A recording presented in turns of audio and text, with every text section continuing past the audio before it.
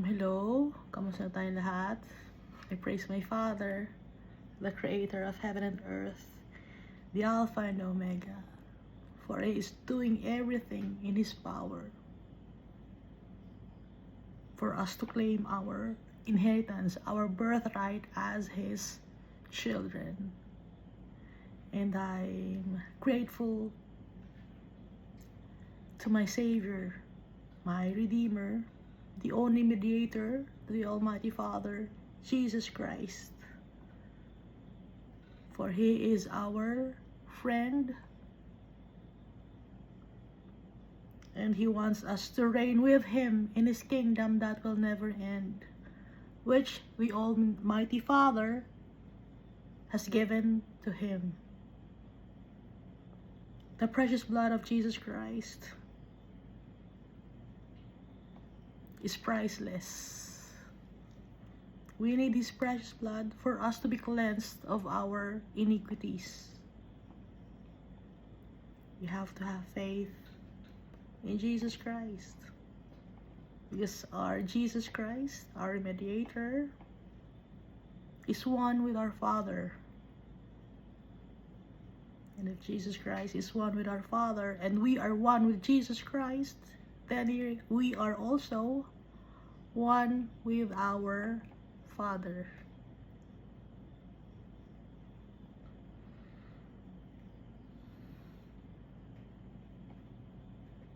God's love for us is for all eternity. He will never change. And He wants us to live in abundance and contentment and peace and joy with Him and the other heavenly hosts.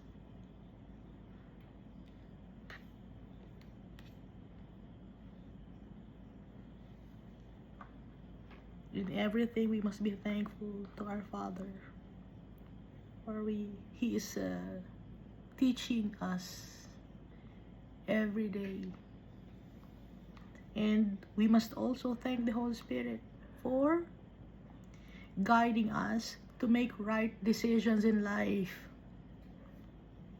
giving us wisdom, knowledge, giving us the spirit of discernment.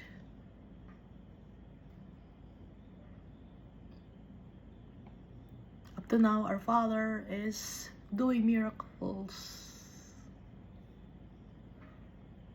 And Jesus, He's healing us, because all of us, we are sick. Ano ang sakit natin? Kasalanan. And Jesus reigns, because after 3 days He rose again from the dead. And so we will also live forever with our Savior. Last time we finished reading Ecclesiastes chapter 11. So it's about the value of diligence. We must be diligent. Diligent in what? Diligent in working for our Father. To be diligent in doing good deeds, making right decisions. Pag si Almighty Father isinasama natin sa decision natin, we are making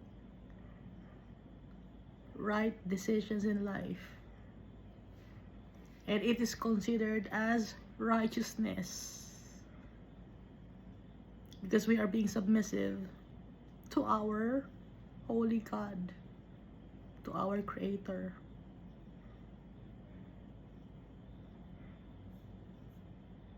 So nakalagay dito sa Ecclesiastes chapter 11, in everything that we do, we must acknowledge God, do good deeds, spread love and kindness to people. And time will come that we will reap what we have sown.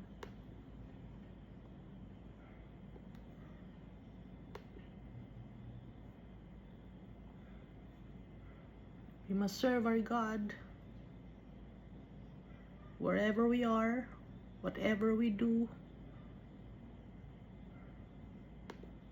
because He is our Father.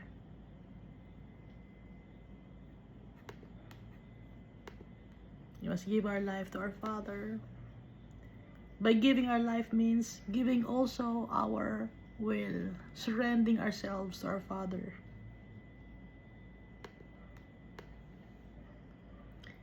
When God created us, He created us in His image and likeness.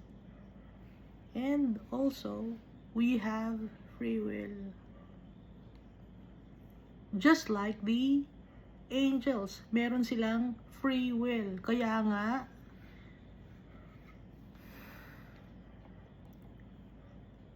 si Lucifer, he betrayed the Almighty Father because he was prideful. And so 1/3 of the angels went with Lucifer. Those angels became fallen angels. So yung mga fallen angels naging mga demons. So ilan sila? 1/3. Madami sila.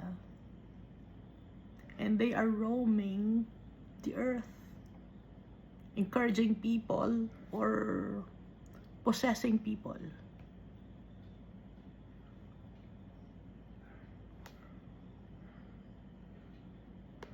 Encouraging them or giving them strength to do bad things.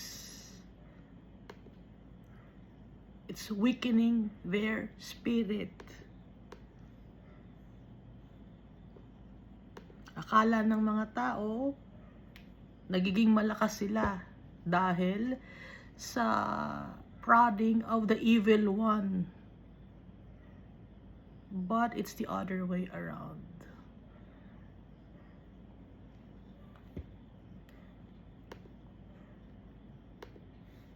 Kaya we must have foresight. And it's also the reason why the Holy Spirit is giving us gifts.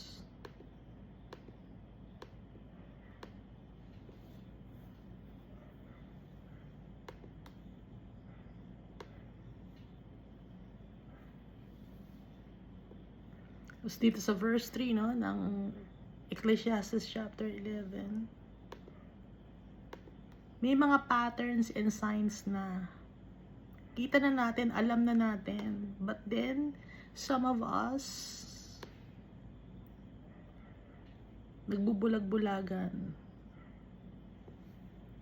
We already know what to do, pero binubulag ng enemy, nabubulag sa bagay sa mundo na to.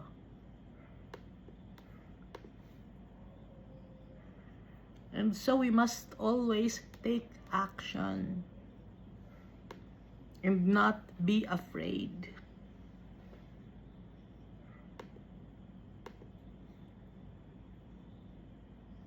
Anong action ang gagawin natin? To obey our Father, to spread God's words, to spread the love of God, to tell the people of the gospel na dumating si Jesus Christ to save us and not to judge us.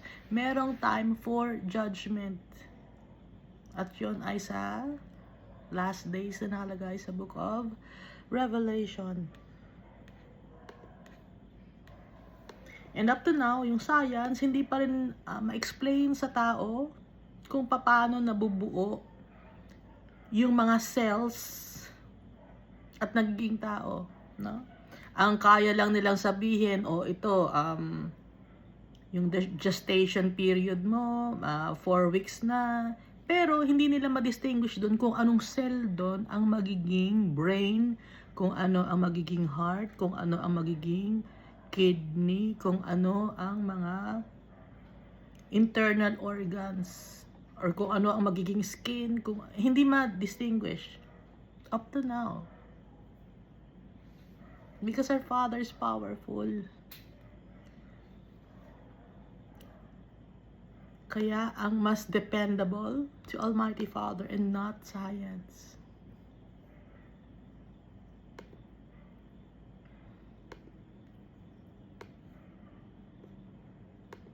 Kasi Almighty Father siya ang gumawa ng lahat. Everything. By just His words.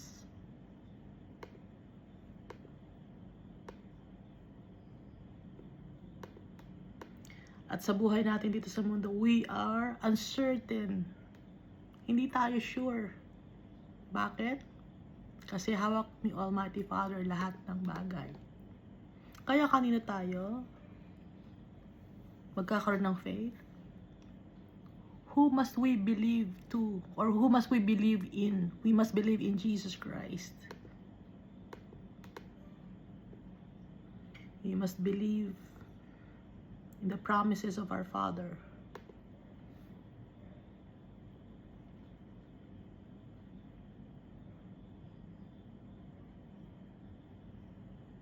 At yung tao, nabubuhay dito sa mundo. Pero,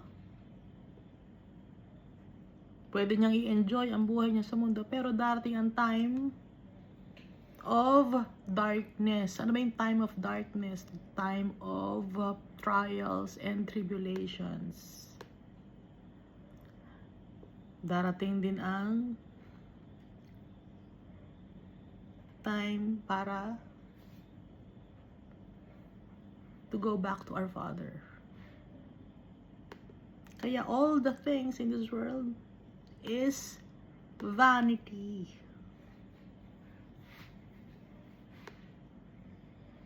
Meaningless. Kaya ang buhay natin sa mundo na to, mga experience natin, it's just a mirage. Lahat nasisira, lahat nabubulok. At ang tingin ni Almighty Father dito sa mundo na to, dahil nga sa marami na tayong ginawang mga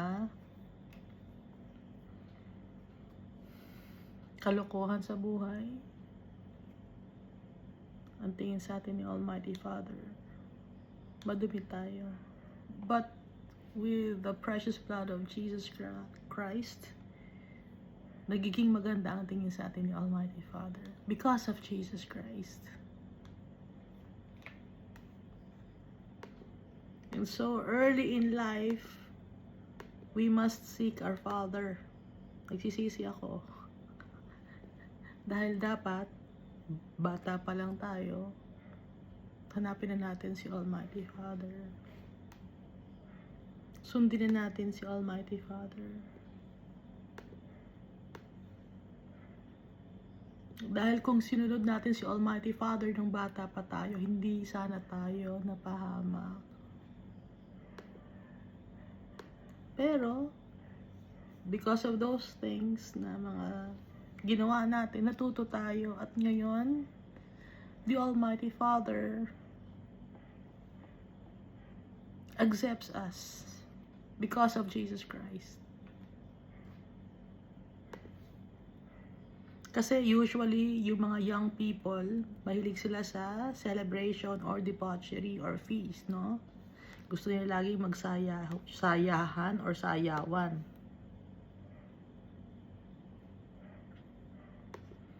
Pero at the end of the day, meaningless. Kasi pag uwi mo ng bahay, malungkot ka uli.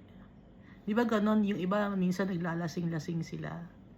Pero pag natanggal na yung tama ng lasing sa kanila, malungkot na sila uli.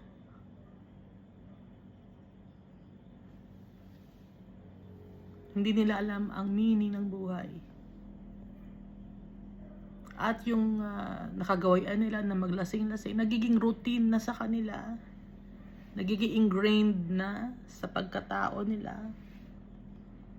At yon ang nagiging kapahamakan sa tao. At dumating yung time na kukunin na yung pinahiram sa atin na life ni Almighty Father. Saan ngayon mapupunta yung soul ng tao na yon? Ang soul, importante kay Almighty Father na makabalik sa Kanya. Pero kung disobedient ang tao, yung soul na yon, yung kaluluwa ng tao na yon, mapupunta sa eternal damnation.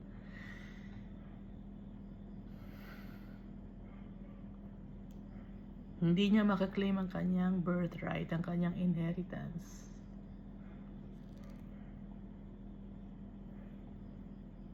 Bakit? Kasi dito pa lang sa mundo, nagpakasaya na siya, kinalimutan niya si Almighty Father. At pag ang katawan niya at yung kaluluwa niya ay naghiwalay na,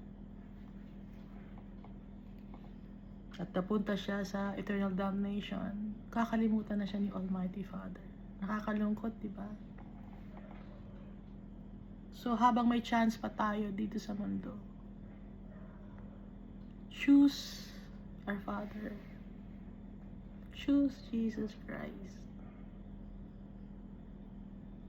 Obey the Holy Spirit. Because He's teaching us on what to do.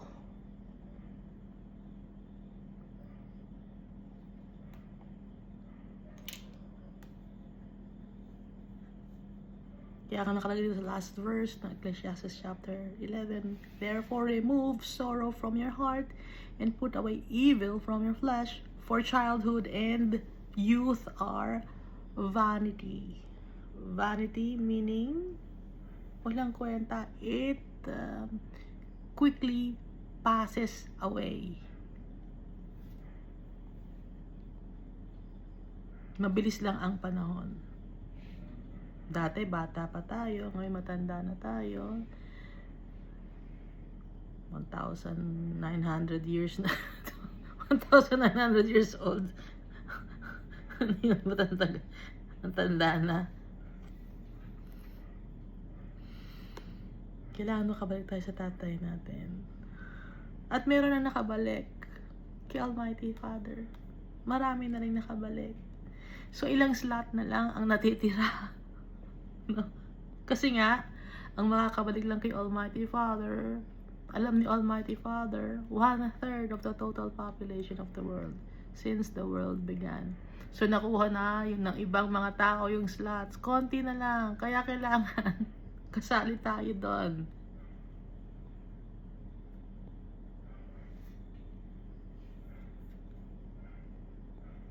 Para tayo makakasali na makuha natin na ating birthright, ulitin ko, through Jesus Christ, the only mediator to the Almighty Father. So, dito na tayo sa Ecclesiastes chapter 12. This is the last chapter of Ecclesiastes. At alam natin na itong Ecclesiastes, Solomon wrote it at the latter part of his life. Nakabalik siya kay Almighty Father. Pinatawad siya ni Almighty Father. And now, this, which are in Ecclesiastes, now in the book of Ecclesiastes, these are his testimonies about life. Things that he've learned, or he had learned while he was in this world. Inalaw ni Almighty Father na ma-experience lahat ni Solomon ang mga bagay, all the fame, riches, and power. And up to now, walang nakakalagpas ng kayamanan ni Solomon, gaya ng promise ni Almighty Father. Pag sinabi ni Almighty Father, kaya di ba sinabi ng Almighty Father, walang makakalagpas na mga tao na 120 years old. Totoo nga. So yun nagsasabi na nasa Bible, na nakikita sa internet, 135 na yan. Hindi totoo yun. Hindi na lang nila makwenta dahil sa sobrang tanda na. Pero ang totoo, hindi siya lumalagpas ng 120 years old.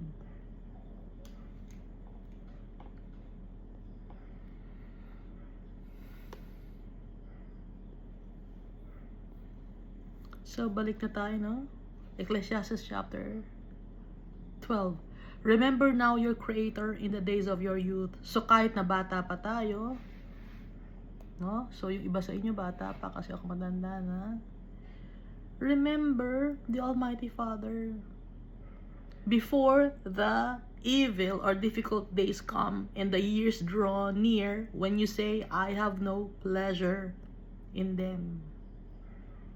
Bago pa man ninyo sabihin na hindi ko gustong bumalik kay Almighty Father. Kasi ang temptation ng devil, ipapa-experience niya lahat ng mga magagandang bagay sa'yo. Kaya dumarating sa point ng buhay ng tao na hindi na niya gustong hanapin si Almighty Father. Ang hinaharap na niya yung mga bagay sa mundo na to.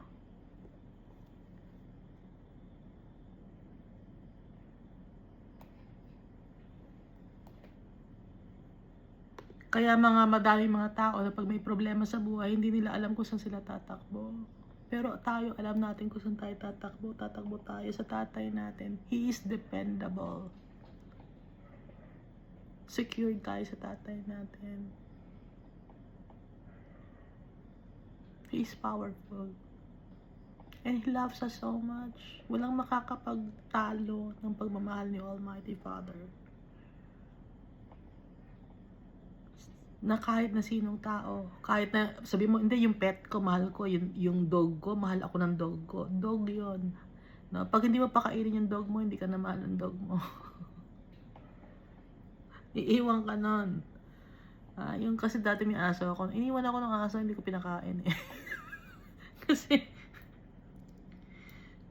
ang hirap mag-alaga, di ba? O aalagaan mo pa. Samantalang si Almighty Father, siya pa ang nag-aalaga sa atin. Huh? Even if we are already old and gray, He will take care of us. Because we are His treasures. We are important to our Father.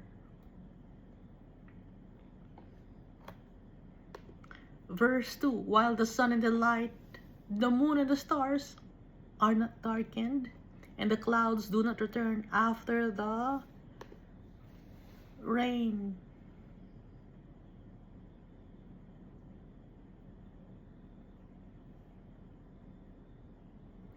So, pag dadating ang oras, no, pag ang tao ay matanda na, kahit na yung sun, moon, and stars, parang madilim na, parang wala nang pag-asa. Ganon, no?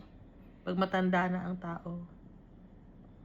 It will seem as if the rain clouds never go away. Hindi na natawawala ang mga problema.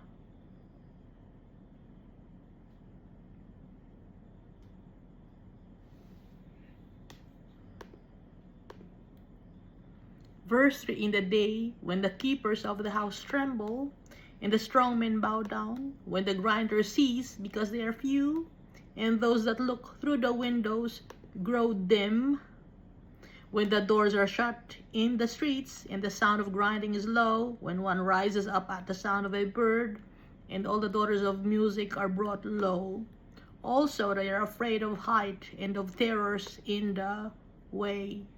When the almond tree blossoms, the grasshopper is a burden and desire fails, and man goes to his eternal home, and the mourners go about the streets. Ano ibig sabihin nito?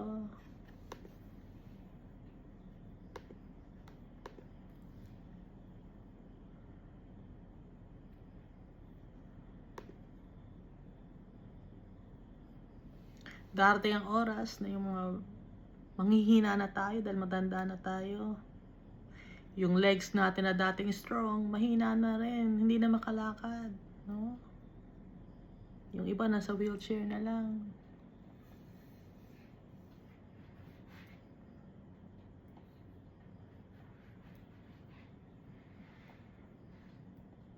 And yung mga ipin, nahuhulog na. Hindi na makanguya. Wala nang ipin. No? Pustiso na lang ang meron. Puro gilagid na lang. At ganun, pag matanda na, puro gilagid na lang. No? Tatanggal ang ipin. Nabubulok ang ipin.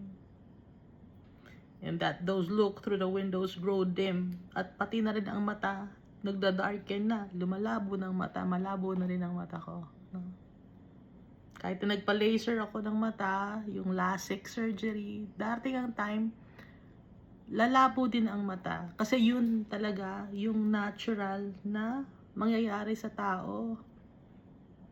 Ina-allow ni Almighty Father yun. Bakit ginagawa ni Almighty Father yun? Ina-allow niya yun para bumalik tayo sa Kanya. Kasi nung bagay, yung time na malakas tayo, hindi tayo makabalik sa Kanya dahil nagyayabang tayo. Pero pag ngayong mahina na tayo, wala tayong lakas. Si Almighty Father, He's waiting. Alam ni Almighty Father na babalik tayo sa Kanya.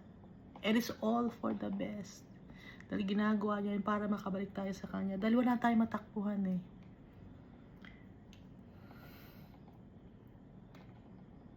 Kaya kung nakikita nyo, karamihan ng mga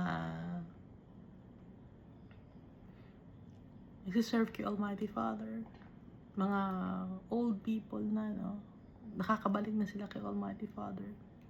Bakit? Sawa na sila sa mga bagay dito sa mundo na ito gawin and at the same time, lumipas na yung kanilang youth. Kailangan na nilang bumalik, kailangan nilang humingi ng lakas from our Creator.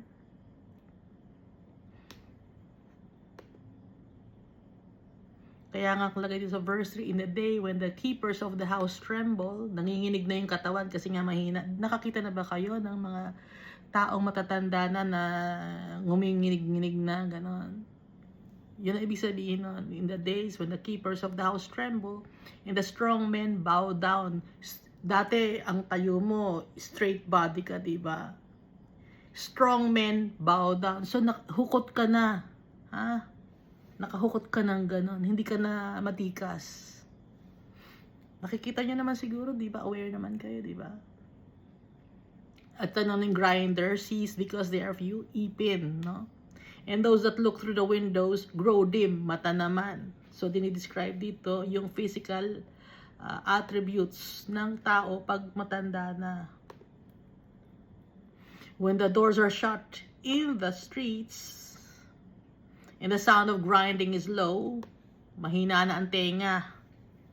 Hindi mo na naririnig yung mga bagay na nasa streets. Mahina ka na sa mga chismis. Naalala ni Almighty Father, para hindi ka na rin makapag-chismis. No?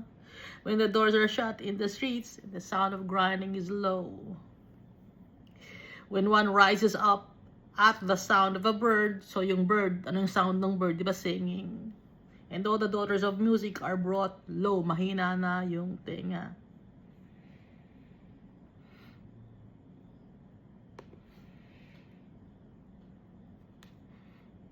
Also, they are afraid of height and of terrors in the way. Pag matanda na ganito, nagkakaroon na ng phobia. Kasi pag bata tayo, wala tayong phobia. No? Parang we feel that we are invincible. Pag bata tayo, invincible, hindi invisible. Iba ang invisible sa invincible. No? Pag invisible, hindi ka nakikita. Pero what I'm trying to say is invincible. Akala mo, hindi ka na hihina. Pero darating ang time na magiging mahina tayo. Dati hindi ka takot sa mga height.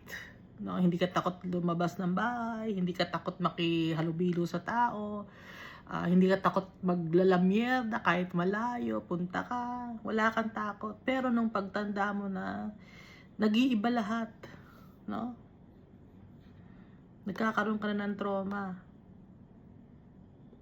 Nagkakaroon ka na ng phobia. When the almond tree blossoms, the grasshopper is a burden, and desire fails, and a man goes to his eternal home, and the mourners go about the streets. Anong ibig sabihin nito? When the almond trees blossom.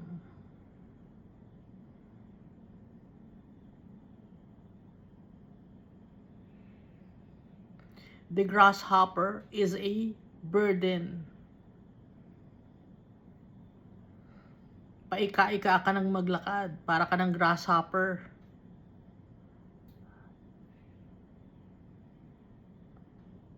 Tapos yung buhok mo puti na. And desire fails. Wala ka ng gana. Wala ka ng gana sa buhay. Wala ka ng gana. Wala na yung mga dreams and aspirations mo. Nawala na. Di ba ganun pag matanda? Nawawala lahat.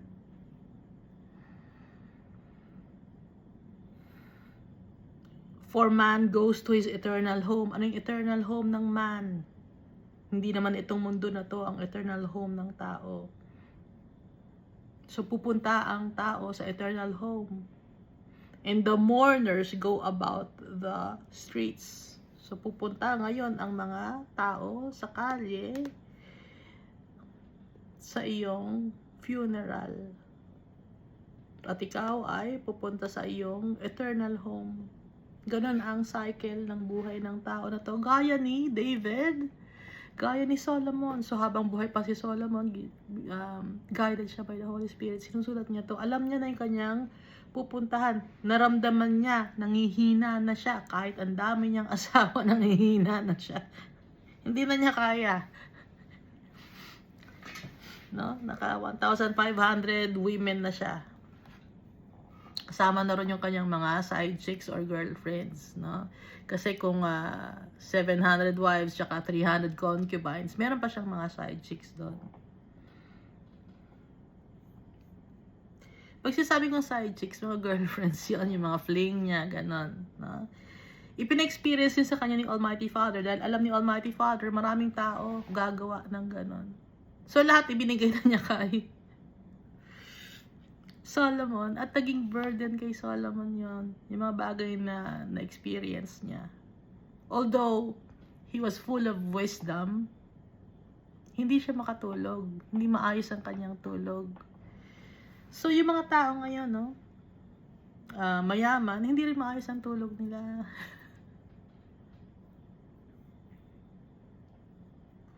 Pantay-pantay lang ang mga tao. Ibig sabihin, mayaman ka man, gaya ni King Solomon, or simpleng tao ka, ganon, pare-pareho lang. Verse 6. Remember your Creator. Before the silver cord is loosed, and the golden bowl is broken, and or the pitcher shattered at the fountain, or the wheel broken at the well. Alalahanin si Almighty Father, yung Creator natin. He is our Creator. He is our real Father. Bago pa man, yung silver cord is loosed. Ano ibig sabihin ng silver cord is loosed? Bago pa man mawala yung soul mo sa katawan mo. Bago ka pa man umalis ng mundo na to, dapat alalahanin natin si Almighty Father. Kanyang mga magagandang ginawa. Alalahanin natin.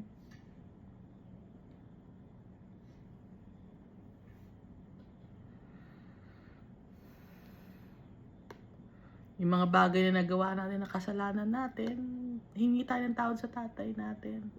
Alalahanin natin yun. Tanggapin natin yun.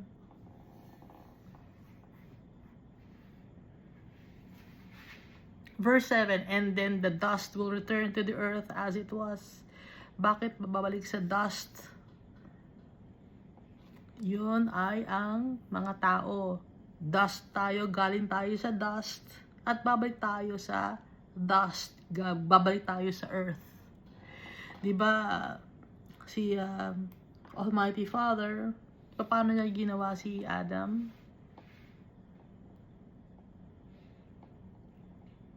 Galing tayo, di ba, sa clay? Yung clay, ano yung clay? Dust yon na may halong tubig. Kaya nga, di ba, after some time, pag may inilibing ka ng mga tao, hahagilapin mo na, asa na dito yung inilibing ko? Nawala na. Kasi nga, humalo na yung flesh dati niya, humalo na sa alikabok. Dahil gawa tayo sa alikabok. So, lahat nandito sa Bible, no? Hindi na kailangan pang i-prove ng science. Asa na yung katawan? Bumalik na sa alikabok. Nakalagay sa Bible. At totoo. And the Spirit will return to God who gave it. So yung Spirit natin, si Almighty Father nagbigay, babalik ulit kay Almighty Father. So kung ano yung ibinigay sa atin ni Almighty Father, babalik lagi kay Almighty Father. Because He created us. So, habang yung time natin dito sa mundo, magtiwala tayo sa tatay natin. We must live for our Father. The wisest decision that we will make.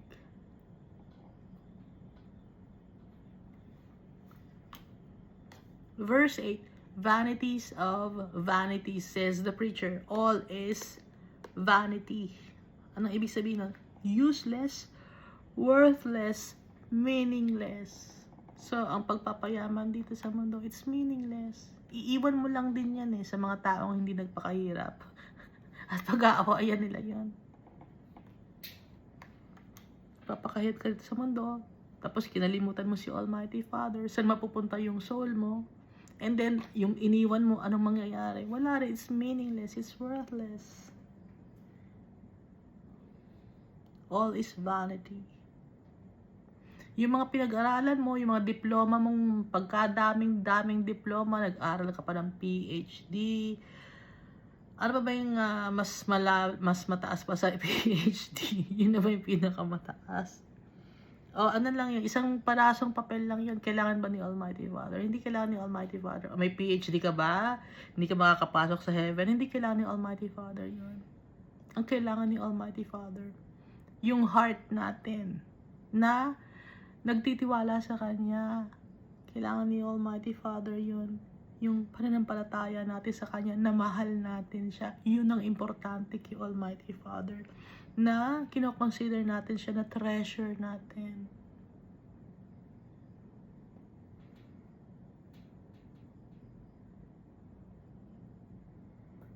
So yung bagay na mga na-achieve mo, mga accolades mo, yung mga nakadikit sa pangalan mo, na ano bang mga nakadikit sa pangalan mo? Basta may nakadikit pag may mga license ka, no? Dahil sa pag-aaral mo. After some time, na wala na. Bakit ko alam? Nakita ko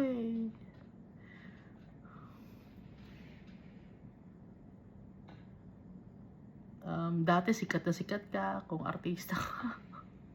Sikat na sikat ka. Tumatabo sa takilya. Takilya. Sikat na sikat yung mga movies mo. Ngayon wala na, no? Sayang. Sayang ang panahon.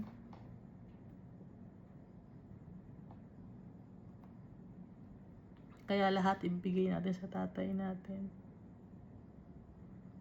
Dahil yun naman talaga ang dahilan kung bakit niya tayo ginawa. To worship Him, to love Him, to be faithful to Him. That's why God created us.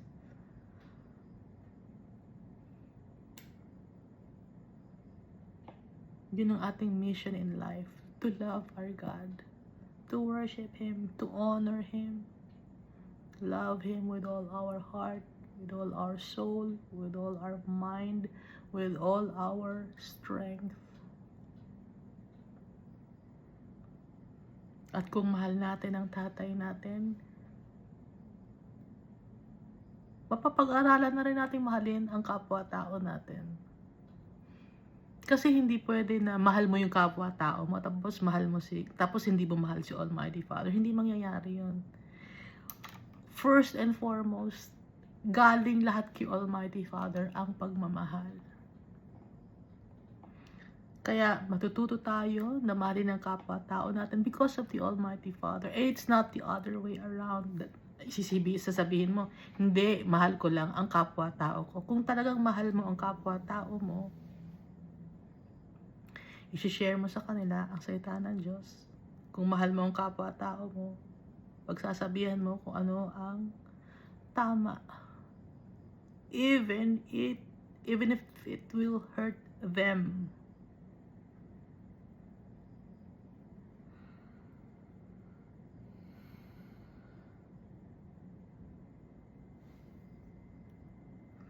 verse 9. And moreover, because the preacher was wise, no, si Solomon to, he was wise. Siya yung preacher, siya yung teacher. He still taught the people knowledge. Yes, he pondered and sought out and set in order many proverbs.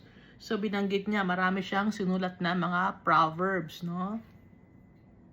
Ilang chapters ba yung Proverbs? Book of Proverbs. Nakalagay dito, he pondered. Nag-isip siya.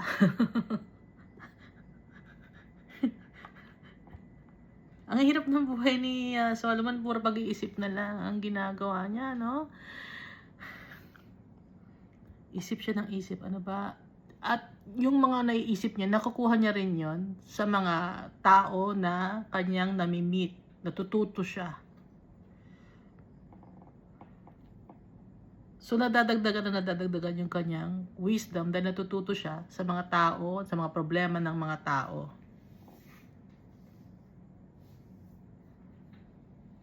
Kaya yung mga problema ng mga tao na yon, natututo siya. Ngayon, sinishare naman niya sa ibang mga tao rin para matuto. Ganun ang ginawa ni Solomon. At nag-aral pa siya. Pinag-aaralan niya yung mga tao. Pinag-aaralan niya yung mga bagay. Kaya nga marunong din siyang gumawa ng mga poems, no? Malalalim ang mga sinasabi ni Solomon. Gumagamit siya ng figures of speech, just like his father David. Sa pagsusulat ng mga Psalms.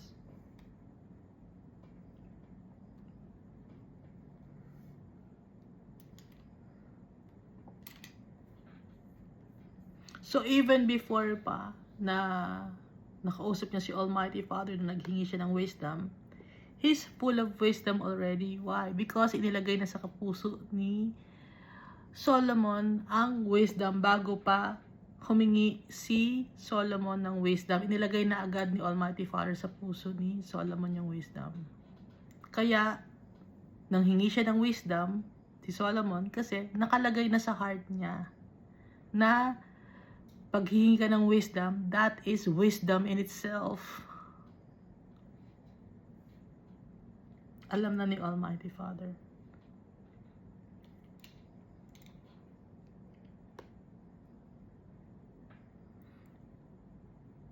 Tuloy natin, ano? Verse 10. The preacher sought to find acceptable words, and what was written was upright.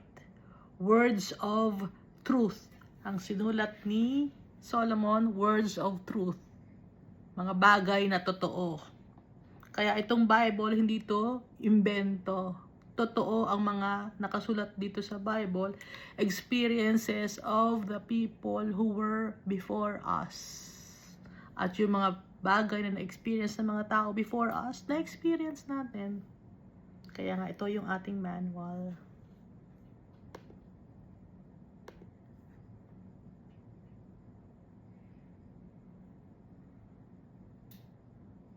Kaya dependable ang Bible. Just like our Father. He made sure of it. Verse 11, the words of the wise are like goads. Alam niyo ba yung goads? Pang ano yun eh, pang araro, pang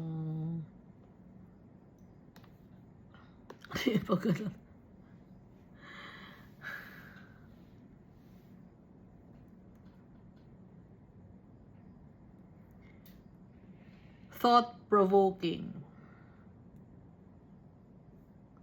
Nag-i-stimulate ng brain. Nag-i-stimulate para mag-isip ka, mag-ponder ka. At saka yung goads, ano to, gamit to sa ano eh.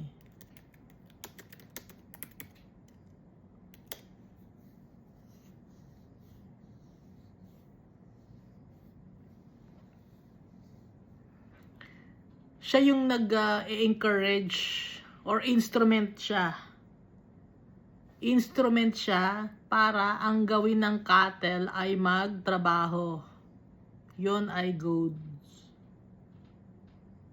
Basahin ko rito na. Refers to the instrument or techniques used to encourage or direct cattle, including calves.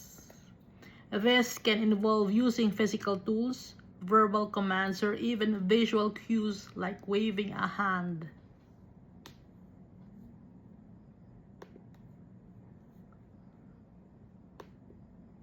So yun ang goads. The words of the wise are like goads. Inspiration. Nakakapag-ignite. Sharpen the minds and hearts. And the words of scholars or masters of assembly are like well-driven nails given by one shepherd. Sino yung one shepherd na to? Iisa lang ang shepherd, given by one shepherd. Yung shepherd natin, si Almighty Father.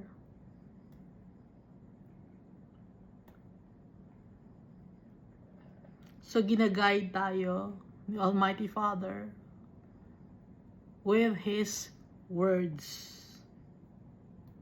Itong Bible. At ito ay parang pako na firmly na nakastay. Hindi siya agad-agad natatanggal. Kaya nga nakalagay, and the words of scholars are like well-driven nails, nakapako, or set in stone. Stable. Hindi agad-agad matatanggal. Verse 12, and further, my son, be admonished by these of making many books. There is no end, and much study is wearisome to the flesh. Maraming mga libro, sabi dito, sa verse 12 ng Ecclesiastes chapter 12. Kaya maging careful tayo. Dahil maraming mga teachings na wala sa Bible. Anong nasaan? Gawa-gawa ng mga tao. Maraming mga books na gawa-gawa ng tao, galing sa myth. Itong Bible, true story to.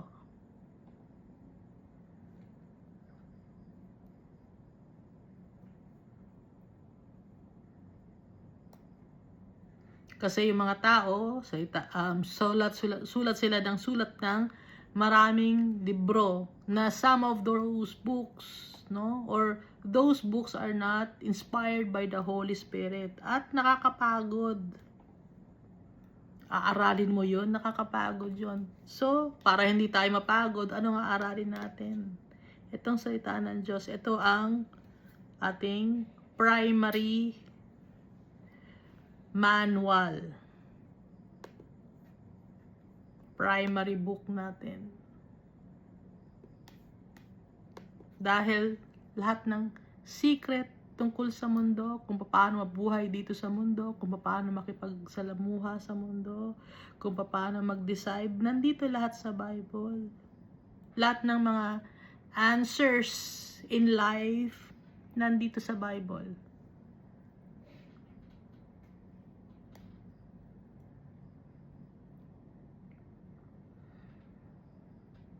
So, yung mga books na ginagawa ngayon, hindi sila dependable.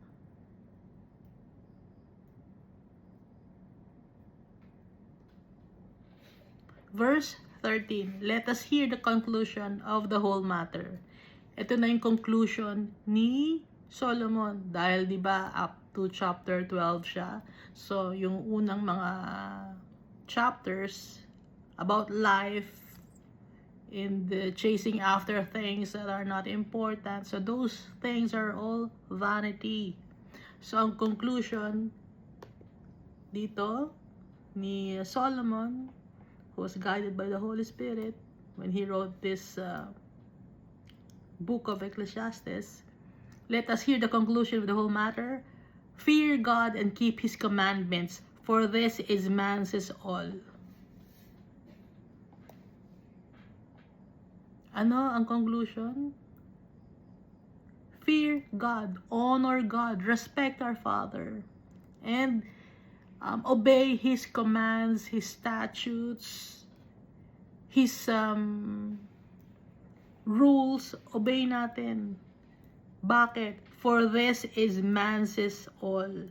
Ito ay importante. Bakit importante? Dahil si Almighty Father, He is our Creator, and He wants what is best for us. For Him to give us the best in life, we must obey Him.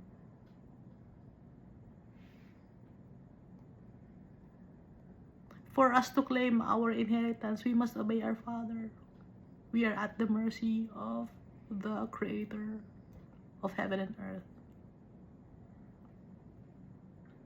Hindi tayo dapat magyayabang because we are only His creations. At bakit natin dapat sundin? Nakalagay dito sa verse 14, for God will bring every work into judgment. Lahat. May judgment.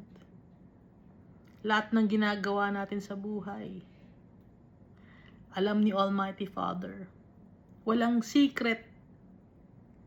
Kung may ginawa man tayong secret, hindi alam ng tao. Alam ni Almighty Father, yan walang secret kay Almighty Father. He knows our hearts and our minds. He created us. Kaya kilala niya tayo. Even the numbers of our hairs. Kilala or alam ni Almighty Father.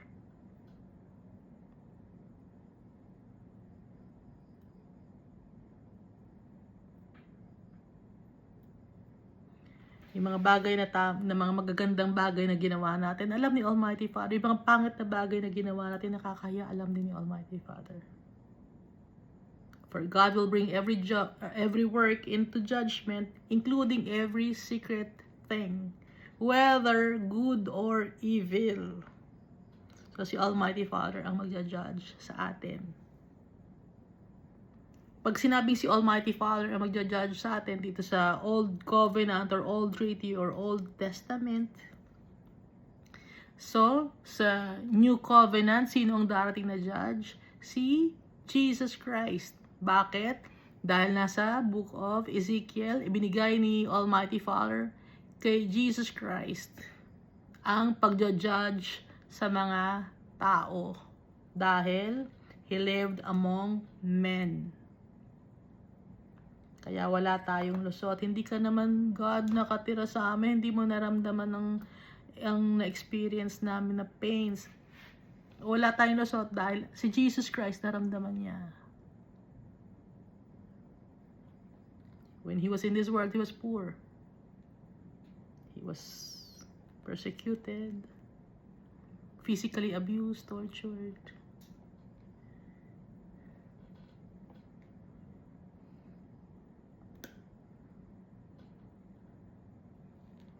Dinuraan siya. Hindi ko makalimutan yun, dinuraan si Jesus Christ. Tinadyakan siya, sinampal siya, sinabunutan siya, hinila yung kanyang bigote. Nakalagay naman sa Bible, di ba? Nabasa natin. Hinubaran siya, ipinahiya siya sa harap ng mga tao. Kahit na wala siyang ginawang kasalanan. Ano lang ang ginawa ni Jesus Christ? Ang magmahal sa tao. Ang sundin si Almighty Father. To spread God's words. To reveal the Almighty Father to us. Yun ang ginawa ni Almighty Father. Yun ang ginawa ni Jesus Christ. And yet, the people tortured Jesus Christ and killed Him. At isa tayo sa mga nanakit kay Jesus Christ. Bakit? Dahil makasalanan tayo. Isa tayo sa mga nanakit sa Kanya.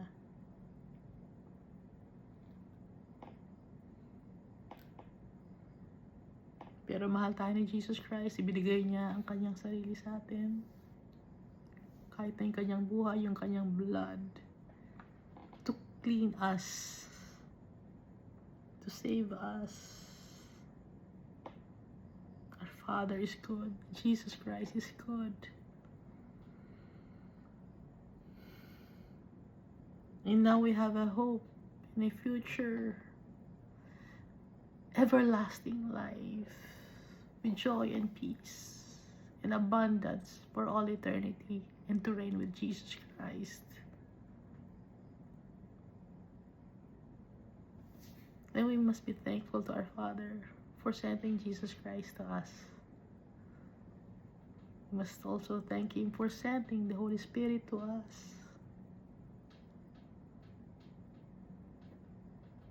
Do you love the Almighty Father? Do you love Him truly? If you really love the Almighty Father, you will obey our Creator. You will disregard the things of this world and obey the Almighty Father. You will not obey your traditions, but obey the Almighty Father if you love the Almighty Father. And we must have to have faith in Jesus Christ.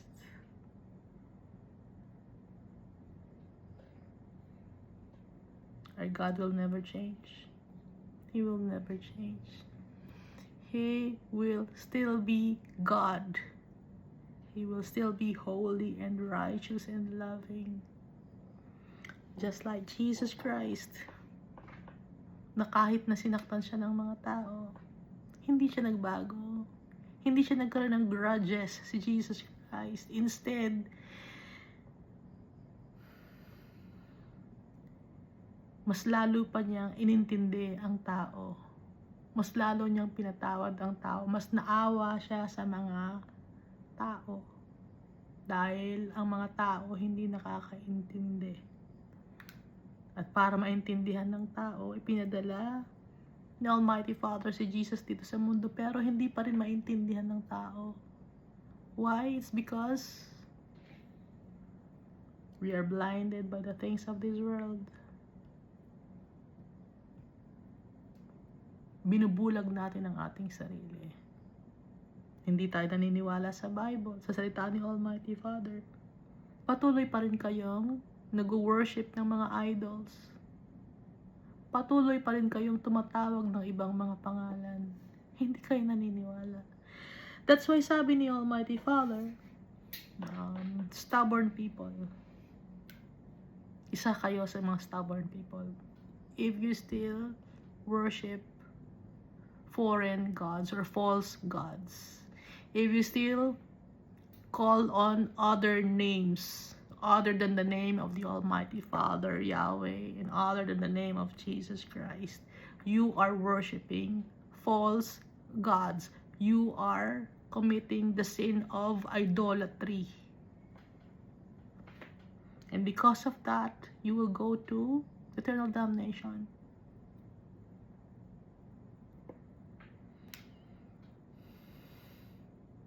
Hindi nyo mapatawad yung kapwa-tao ninyo, you will go to eternal damnation.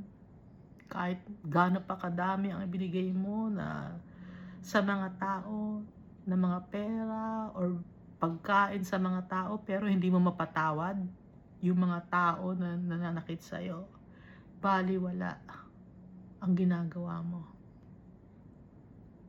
All is worthless. Nagkakaroon na ng value ang ginagawa natin because of our faith in Jesus Christ and the Almighty Father. Lagi kong sinasali si Jesus Christ because si Jesus Christ, He also forgives sins like the Almighty Father. Walang prophet na nagpapatawad ng kasalanan ng tao. Walang preacher or teacher na nagpapatawad ng kasalanan ng tao other than Jesus Christ and the Almighty Father. Dahil binigyan ni Almighty Father si Jesus Christ ng power and dominion in heaven. Kasali ang heaven and earth. So kung nagtitiwala kayo sa mga tao dito sa mundo na to, sa ngayon buhay sila, darating ang oras mamamatay yung mga tao na pinagtitiwalaan ninyo, pero si Jesus Christ, He is alive. Kaya walang representative si Jesus Christ here on earth. And in heaven, walang representative. He doesn't need representative because He is alive.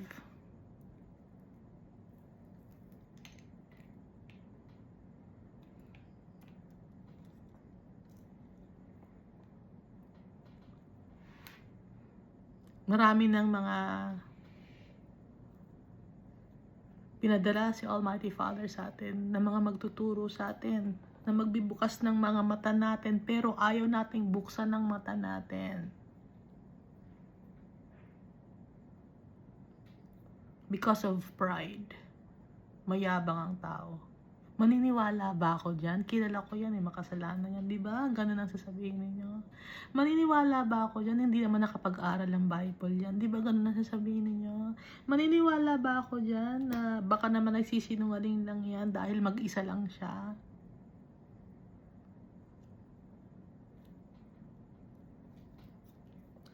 Ganun ang tao.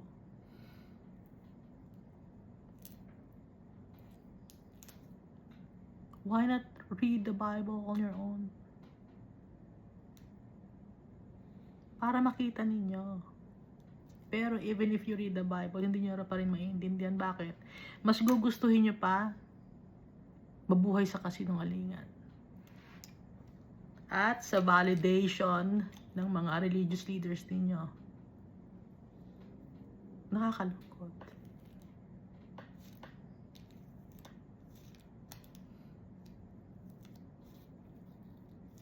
But we must remember,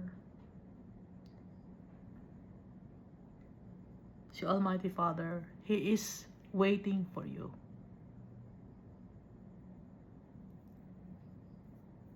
Let's go back to our Father through Jesus Christ. Thank you, and God loves us all so much.